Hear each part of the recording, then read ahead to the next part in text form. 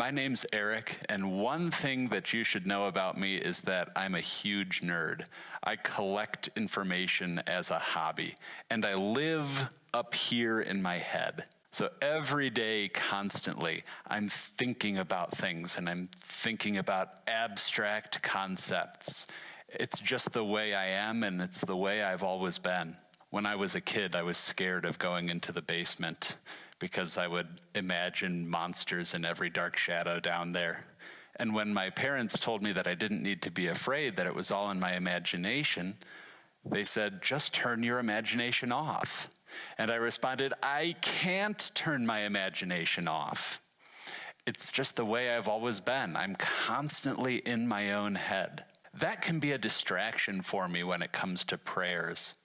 When it comes to talking to God, I can get so focused on thinking about what words to say that I end up not praying at all. So it helps me to get outside of my head. And this is where the Psalms come in.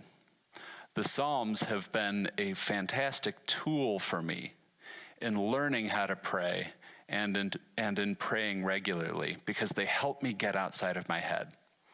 You know, a very wise man once told me that the disciplines, the spiritual disciplines, are like tools in a toolbox.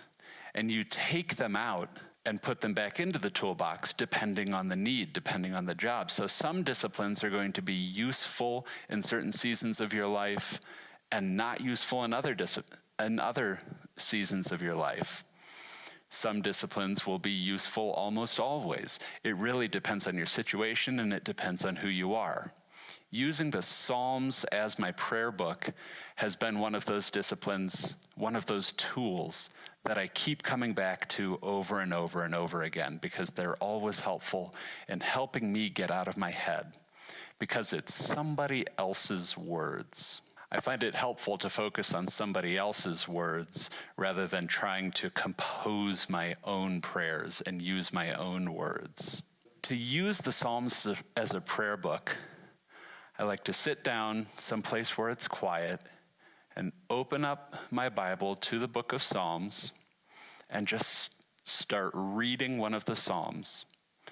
And I read it slowly and I read it carefully. And if a word or phrase jumps out at me, I just sit on it for a little while and think about that for a little while. And I'm just trying to make the words in the psalm my own. I once heard the Psalms described as prayers that somebody prayed to which God said, I like that, put it in my book.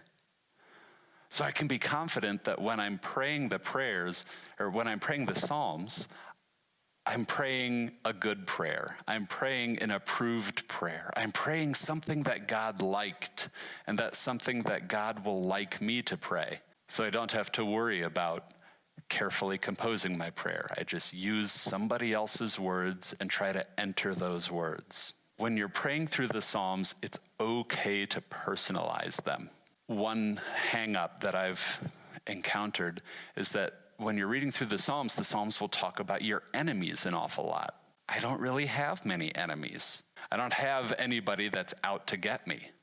King David, who wrote a lot of the Psalms, he was a political leader, and he did have a lot of enemies. Most political leaders have enemies, but I don't. So when I'm praying through the Psalms and I get to a section about enemies, I don't think about a person. I usually end up thinking about the sin that lives inside me, the things about myself that I'm not proud of and I don't really like. I personalize it. And when you're praying through the Psalms, that is fine. Personalize it. Spiritualize it. Maybe the enemy isn't a person that has it out to get me, but maybe an enemy is Satan. Or maybe an enemy is just a feeling, just an impulse that I wish I didn't have. Another hang-up that I'll encounter in the Psalms is anger. But remember, God said, I like that, put it in my book. So if there's anger in a psalm, it's okay to identify with that anger. Sometimes this praying through a psalm, it seems selfish, asking God for blessings when I really already have enough. But that's okay too. Because again, God said, I like that, put it in my book. So it's okay to enter into the words of the psalm and to pray whatever it is that that psalm is talking about. If you're like me and you live in your head, it might be helpful to use somebody else's words to pray. In that case, I encourage you to use the Psalms.